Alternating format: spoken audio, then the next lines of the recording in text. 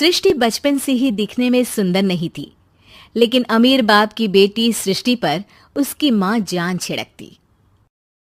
मेरी बेटी कितनी प्यारी है, भगवान सबको सृष्टि जैसी बेटी दे। सृष्टि धीरे धीरे बड़ी होती है। एक दिन सृष्टि की सहेली कहती है, तू दिखने में कितनी अजीब सी है, लेकिन मैं जानती हूँ हम सब में सबसे अच्छी शादी तो तेरी ही होगी। तेरे पापा अमीर जो हैं। और बता नहीं सकते यार, दहेज तो हर कोई देता है, ये क्या ज्यादा ले जाएगी अपने पति के लिए? अरे बड़े शहर में कोठी है इसके पापा की। अरे पापा की है ना, कौन सी इसकी है? इसकी होती तब तो कोई भी लड़का इससे शादी कर लेता। अरे पापा की मतलब पापा की है तो मेरी ही है ना? किसने कहा? अब तेरी तो तब होगी ना जब तेरा भाई ना हो। वैसे भी शादी के बाद सारी प्रॉपर्टी भाई के नाम होती है। सृष्टि समझ जाती है कि उसे किसी भी हालत में माँ बाप की सारी प्रॉपर्टी को अपने नाम करना है, लेकिन कैसे? एक दिन सृष्टि का भाई शीनू कहता है, बहन क्या कर रही है? तुझसे एक बात करनी है। अरे हाँ करना, मैं तो तेरी बहन हूँ। बहन मेरी लाइफ में ना एक लड़की है, बहुत अच्छी है। मैं सोच रहा हूँ माँ और पापा से बात करूँ शादी के लिए।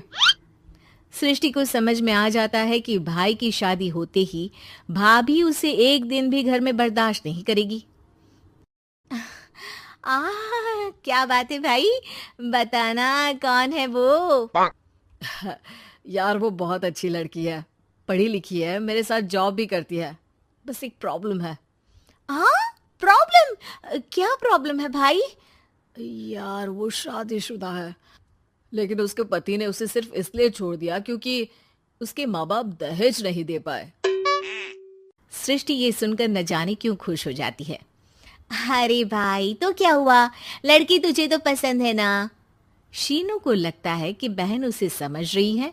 वो इस बात से अनजान होता है कि उसकी बहन की मंशा पूरा घर हड़पने की है। सृष्टि अपनी माँ से कहती है, मम्मी मुझे तो बहुत चिंता है। पता है शीनू क्या कर रहा है? अरे क्या कर रहा है? वो तो काम पर जाता है और वापस घर आता है। नहीं ना माँ, वो यही तो नहीं कर रहा, बाकी सब कर रहा है। आपको पता है उससे प्यार है, और वो भी एक शादीशुदा लड़की से। ये क्या हो गया?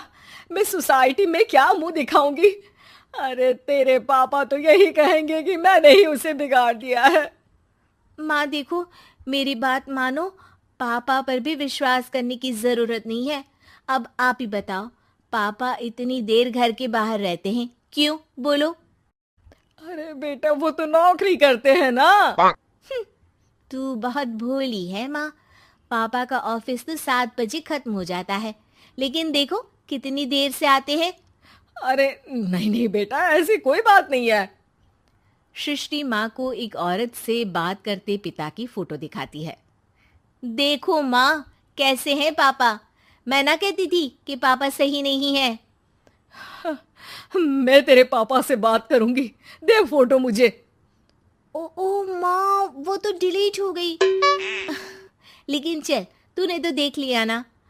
पापा से बाद में बात कर लेना, और हाँ मेरा नाम बिल्कुल मत लेना। हाँ माँ। अब क्या था, सृष्टि के माँ और पिता के बीच झगड़ा होना शुरू हो जाता है। सृष्टि के मन में क्या चल रहा था कोई नहीं जानता था।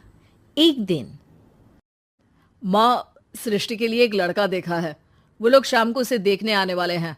और हाँ माँ, एक खुशखबरी, मैं और पापा मिलकर एक नया बिजनेस ट्राई कर रहे हैं।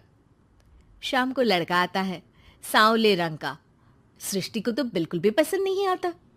लड़की की माँ कहती है, लड़की का चेहरा तो कोई खास नहीं, लेकिन अगर मेरे बेटे को आप लोग सेटल कर दें तो मैं उसकी शादी आपकी बेटी से करवा दूं। सृष्टि को लड़का बिल्कुल पसंद नहीं था। उसे भाई पर गुस्सा आ जाता है। लड़के वालों के जाने के बाद कहती है, माँ देखा शीनू मेरे लिए कैसा लड़का लेकर आया, न दिखाने लायक न सुनने लायक, सेटल भी नहीं, वो भी हम करे। अरे माँ, मैं जानती हूँ ये मेरी शादी किसी भी घर में क्यों करवाना चाहता है। अरे कैसी बात कर रही है बहन? तूने तो देखा ना, लड़के को मैंने ही मना कर दिया तुझसे शादी के लिए। जिसने लड़का बताया था उसने उसकी बहुत तारीफ की थी। बात आई गई हो जाती है, लेकिन सृष्टि का मन शांत नहीं होता। क्या करूँ, कुछ समझ में नहीं आ रहा। मेरी शादी हो गई तो ये लोग पूरी प्रॉपर्टी शीनू के नाम कर देंगे। मेरे हाथ तो कुछ लगेगा ही नहीं। तभी सृष्टि को आइडिया आता है। वो किसी वकील को फोन करती है। जी देखिए, अगर आपके मम्मी पापा का तलाक हो जाता है तो आपके पिता की आधी प्रॉपर्टी आपकी माँ के नाम हो जाएगी। फिर उसे वो किसी को भी दे सकती है।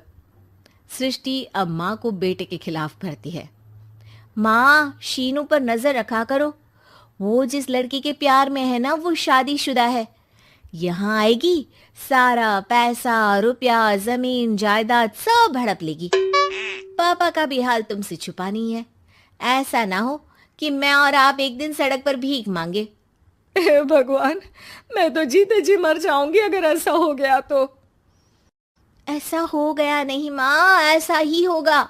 अभी समय है, आगे का सोच लो। मैं तो कहती हूँ पापा से आधी प्रॉपर्टी लेकर अलग हो जाओ। पापा की आधी प्रॉपर्टी भी हम लोगों को अगर मिल जाती है ना, तो अगले 7 जन्म सफल समझो।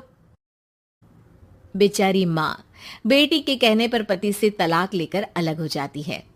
सृष्टि अब पैसों से गाड़ी और अपने दूसरे महंगे शौक पूरे करने लगी। उसके दोस्त भी उसके पैसे इस्तेमाल करते। सृष्टि, कल तुम कहाँ थी? मैं सारा दिन घर पर अकेली थी। तो मैं क्या करूं? मैंने ठेका तो नहीं लिया है ना तुम्हें संभालने का। माँ को सृष्टि से ये उम्मीद नहीं थी। वो बैठकर रोने लगती है। वहीं उसका पति यानी कि सृष्टि के पिता आ जाते हैं। मैं जानता था कि तुम्हारा यही हाल होगा, तो आपने मुझे रोका क्यों नहीं? मैं रोकता तो तुम रुकती क्या? सृष्टि के कहने पर तुमने मुझ पर, अपने बेटे पर शक किया, लेकिन तुम ये भूल गई कि कैसे हम दोनों ने मिलकर जीवन में इतना सब खड़ा किया। माँ पति के गले लग जाती है। मुझे माफ कर दीजिए, मैंने आपकी कमाई का एक बड़ा हिस्सा गवा दिया। कोई बात नहीं, तुम साथ हो तो मैं ऐसी 7 प्रॉपर्टी खड़ी कर दूंगा। तभी वहां सृष्टि आ जाती है रोते हुए।